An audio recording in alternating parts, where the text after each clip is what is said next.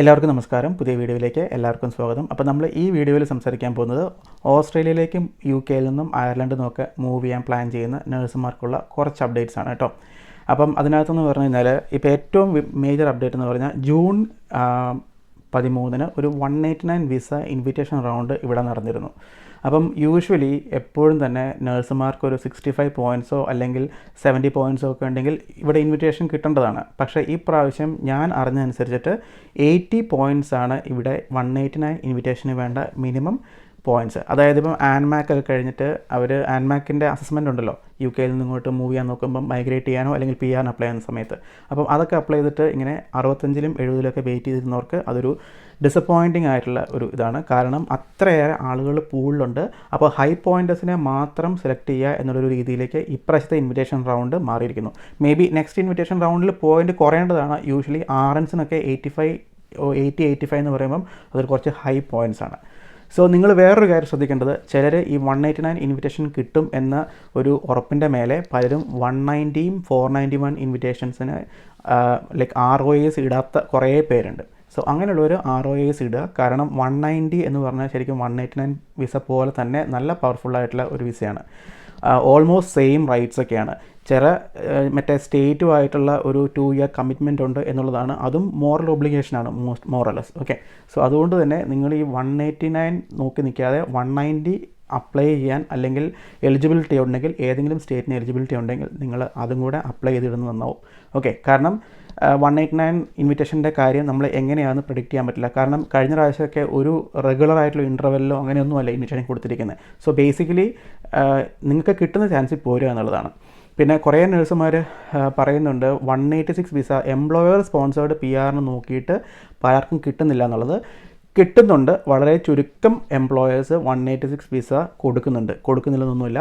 പിന്നെ അതിനകത്തൊരു കാര്യം എന്ന് പറഞ്ഞു കഴിഞ്ഞാൽ, ഇപ്പം ഇവിടുത്തെ ഒരു പോളിസി എല്ലാവരും തന്നെ 482 എന്ന് പറഞ്ഞ വർക്ക് വിസ കൊടുക്കാനാണ് ലൈക്ക് പ്രിഫർ ചെയ്യുന്നത്. മാത്രമല്ല അതിനുശേഷം അവർ ആ ഒരു സ്ഥാപനത്തിൽ കുറച്ചു കാലം വർക്ക് ചെയ്ത് കഴിഞ്ഞാൽ ഒരു 6-7 മാസം അല്ലെങ്കിൽ ഒരു കൊല്ലം കഴിയുമ്പം 186 PR സ്പോൺസർ ചെയ്യാം, അല്ലെങ്കിൽ നോർമൽ 482 to 186 ട്രാൻസിഷൻ ആ ഒരു സ്ട്രീമിലും പോവാം. അങ്ങനെയാണ് എംപ്ലോയീസ് പറയുന്നത്. അതിനുള്ളൊരു പ്രധാനപ്പെട്ട കാരണം, കുറേ പേര് ഇവിടെ 186-ൽ വന്നിട്ട് ഇവിടെ നിന്ന് എംപ്ലോയർ മാറി, അതായത് അവരുടെ കോൺട്രാക്ച്വൽ ഒബ്ലിഗേഷൻസ് ഫോളോ ചെയ്യാതെ ജസ്റ്റ് വന്നു കഴിയുമ്പോൾ വേറെ എംപ്ലോയറെ തേടി പോയ അവസ്ഥ ഉണ്ടായിട്ടുണ്ട്. സോ ഈ എംപ്ലോയേഴ്സിന് ശരിക്കും പറഞ്ഞാൽ വിസ സ്പോൺസർ ചെയ്യുമ്പോൾ 186 ആണെങ്കിലും അല്ലെങ്കിൽ 482 ആണെങ്കിലും നല്ല എക്സ്പെൻസീവാണ് എംപ്ലോയേഴ്സിന്. സോ അവർക്ക് ഭയങ്കര ലോസാണ്. ഒരാളിവിടെ വന്നു ഒരു 3 മാസം 4 മാസം വർക്ക് ചെയ്തിട്ട് വേറെ കമ്പനിയിലേക്ക് പോകാമെന്ന് പറഞ്ഞാൽ നോമിനേഷൻ കോസ്റ്റ് എപ്പോഴും നഷ്ടമാണ്. എംപ്ലോയേഴ്സിന് അതിന് പുറകെ നടക്കാനുള്ള സമയമില്ല. വിസയ്ക്ക് വേണമെങ്കിൽ റിവോക്ക് ചെയ്യാനൊക്കെ അവർക്ക് അപ്ലൈ ചെയ്യാം, പക്ഷേ ഇതിന് വേണ്ടിയിട്ട് മെനക്കെടാൻ അവർക്ക് വീണ്ടും എക്സ്പെൻസാണ്. സോ ബേസിക്കലി അതിന് നിൽക്കാതെ ഇവർ എന്താ ചെയ്യുന്നതെന്ന് പറഞ്ഞു കഴിഞ്ഞാൽ, ഇപ്പം 482 കൊടുക്കാനാണ് കൂടുതൽ പ്രിഫർ ചെയ്യുന്നത്. പക്ഷേ കുറേ ഏജ് കെയർ എംപ്ലോയേഴ്സും കുറേ പബ്ലിക് ഹോസ്പിറ്റൽസും ഒക്കെ ഇപ്പോഴും ഇത് കൊടുക്കുന്നുണ്ട്. പിന്നെ നമ്മുടെ ഒരു വീഡിയോ ഉണ്ട്, എംപ്ലോയേഴ്സിൻ്റെ ഒരു വലിയൊരു ലിസ്റ്റ് നമ്മൾ പബ്ലിഷ് ചെയ്തുകൊണ്ട് ഒരു വീഡിയോ ചെയ്തിരുന്നു. നിങ്ങൾക്ക് കഴിഞ്ഞ വീഡിയോകളിലൊക്കെ നോക്കിയാൽ കാണാം. കുറച്ച് വീഡിയോകൾക്ക് മുന്നേ നമ്മളൊരു വീഡിയോ ചെയ്തിട്ടുണ്ട്. അത് നോക്കിക്കഴിഞ്ഞാൽ നിങ്ങൾക്ക് സ്പോൺസർഷിപ്പ് കൊടുക്കുന്ന എംപ്ലോയറിൻ്റെ ഒരു ഹ്യൂജ് ലിസ്റ്റ് വേണമെങ്കിൽ കിട്ടും. നിങ്ങൾക്കത് നോക്കിയിട്ട് നിങ്ങൾ ഇപ്പോഴും ഇതുവരെ എംപ്ലോയറെ കിട്ടിയില്ലെങ്കിൽ അതൊന്ന് നോക്കിക്കഴിഞ്ഞാൽ ചിലപ്പം നിങ്ങൾക്ക് എംപ്ലോയേഴ്സ് കിട്ടും. ഓക്കെ, പിന്നെ റീലൊക്കേഷൻ ബെനിഫിറ്റൊക്കെ ഇപ്പോഴും ക്വീൻസ്ലാൻഡ് ഗവൺമെൻറ്റിലെ റീജിയണൽ ഏരിയയിലേക്കൊക്കെ ആളുകളെ എടുക്കുമ്പം റീലൊക്കേഷൻ ബെനിഫിറ്റ്സ് കൊടുക്കുന്നുണ്ട്. ഈവൻ നോർത്തേൺ ടെറിട്ടറിയിൽ കൊടുക്കുന്നുണ്ട്, വെസ്റ്റേൺ ഓസ്ട്രേലിയയിൽ കൊടുക്കുന്നുണ്ട്. വിക്ടോറിയയിൽ മാത്രമാണ് ഇപ്പോൾ എനിക്കൊന്ന് റീലൊക്കേഷൻ ബെനിഫിറ്റ് കുറച്ച് കുറവുള്ളത്. പല പ്രൈവറ്റ് എംപ്ലോയേഴ്സും ചെറിയ രീതിയിലുള്ള റീലൊക്കേഷൻ ബെനിഫിറ്റ്സ് ഒക്കെ കൊടുക്കുന്നുണ്ട്. അത് എംപ്ലോയറിനെ അനുസരിച്ചിരിക്കും. സോ ബേസിക്കലി അതിലൊന്നും വലിയ മാറ്റമില്ല. സോ നിങ്ങൾ ഇപ്പം ഓസ്ട്രേലിയയിലേക്ക് മൈഗ്രേറ്റ് ചെയ്യാൻ വേണ്ടിയിട്ട് രജിസ്ട്രേഷൻ എടുത്ത ആളുകൾ ആൻമാക്കൊക്കെ കഴിഞ്ഞിട്ട് നിങ്ങൾ പൈസ നഷ്ടപ്പെട്ടു അല്ലെങ്കിൽ ഇത് കിട്ടുന്നില്ലോ എന്ന് ആലോചിക്കേണ്ട. ഇത് പണ്ടും ഇങ്ങനെയായിരുന്നു. ഈ കഴിഞ്ഞ ഒരു കൊല്ലം മാത്രമേ ഇങ്ങനെ എളുപ്പത്തിൽ വരാൻ പറ്റുന്ന ഒരു അവസ്ഥയായിട്ടുള്ളൂ. സോ ബേസിക്കലി നിങ്ങൾക്ക് ഇവിടെ ഓപ്പർച്യൂണിറ്റീസ് ഉണ്ട്, നിങ്ങൾ അപ്ലൈ ചെയ്തുകൊണ്ടേയിരിക്കുക. ഓപ്പർച്യൂണിറ്റീസ് ഇല്ല എന്ന് പറയുന്നതിനകത്ത് ഒരു ഇതുമില്ല. കാരണം നഴ്സിംഗ് ഓപ്പർച്യൂണിറ്റീസ് ഉണ്ട് ഓസ്ട്രേലിയയിൽ. So basically you can come here. പക്ഷേ നിങ്ങൾ കുറച്ചും കൂടെ അതിന് വേണ്ടിയിട്ട് എഫേർട്ട് എടുക്കേണ്ടി വരുന്നതെന്ന് തോന്നുന്നത്. ഒരു കൊല്ലം മുന്നേ ഉള്ള പോലെ എല്ലാവർക്കും വരാൻ പറ്റുന്ന ഒരു അവസ്ഥയല്ല. ഇൻവിറ്റേഷൻസ് കിട്ടാത്തവർ എന്തായാലും നിങ്ങൾ 189 വെയിറ്റ് ചെയ്യാതെ 190 കൂടെ കൺസിഡർ ചെയ്ത് നോക്കുക കേട്ടോ. എൻ്റെ ഒരു അസംഷനാട്ടോ. അപ്പം 80-85 എന്ന് പറഞ്ഞാൽ അത് ഭയങ്കര ഹൈ പോയിൻറ്റ്സ് ആണ് RNസിനെ സംബന്ധിച്ചിടത്തോളം ഹിസ്റ്റോറിക്കലി നോക്കുവാണെങ്കിൽ. പിന്നെ വേറൊരു കാര്യം എന്ന് പറഞ്ഞു കഴിഞ്ഞാൽ കുറേ പേര് പറയുന്നുണ്ട് ഇപ്പം NHSലേക്ക് ജോലി കിട്ടാൻ അല്ലെങ്കിൽ UK നാട്ടിൽ നിന്ന് നോക്കുന്ന ആളുകൾക്ക് ജോലി കിട്ടാൻ ബുദ്ധിമുട്ടുണ്ട്. അത് കാരണം എന്ന് വെച്ചാൽ നമ്മൾ ഓസ്ട്രേലിയയിലേക്ക് വരാൻ പറ്റുന്ന നഴ്സുമാരെ നമ്മൾ പലരോടും പറയാറ് നിങ്ങൾ ഒന്നെങ്കിൽ അയർലൻഡിലോ UK പോയി അവർ 1 കൊല്ലം ജോലി ചെയ്തിട്ട് നിങ്ങൾ ഓസ്ട്രേലിയക്ക് നോക്കാനാണ്. അപ്പം പലരും പറയുന്നുണ്ട് ഇപ്പോൾ UK റിക്രൂട്ട്മെൻറ്റ് നടക്കുന്നില്ല എന്നാണ്. അപ്പം ഞാൻ അന്വേഷിച്ചപ്പോൾ അങ്ങനെ കുറേ ഏജൻസികളൊക്കെയും അതായത് എക്സ്പീരിയൻസ് ഇല്ലാത്തവരെ എടുക്കുന്നില്ല. പണ്ടൊക്കെ 6 മാസം എക്സ്പീരിയൻസ് ഉണ്ടെങ്കിൽ UK പോകുമായിരുന്നു. ഇപ്പം അങ്ങനെ എടുക്കുന്നില്ല. ഇപ്പം ഭയങ്കര കുറച്ചും കൂടെ ടൈറ്റാണ് എന്ന് പറയുന്നത്.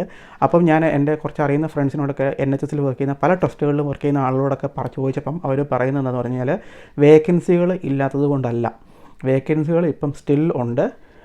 പിന്നെയെന്ന് പറഞ്ഞാൽ വേക്കൻസികൾ കുറച്ച് കുറവുണ്ട്, സ്റ്റിൽ വേക്കൻസികളുണ്ട്. കാരണം ഒരുപാട് പേര് ഓസ്ട്രേലിയക്കും അല്ലെങ്കിൽ UK മൂവ് ചെയ്യുന്നുണ്ട്. സോ വേക്കൻസികൾ ഉണ്ടാകുന്നുണ്ട്. പക്ഷേ NHSൻ്റെ ഫണ്ടിങ്, അതായത് ഇൻ്റർനാഷണൽ റിക്രൂട്ട്മെൻറ്റിനുള്ള ഫണ്ടിങ് കുറവായതുകൊണ്ട് ആണ് ഇത് റിക്രൂട്ട്മെൻറ്റ് കട്ടായത് എന്നാണ്.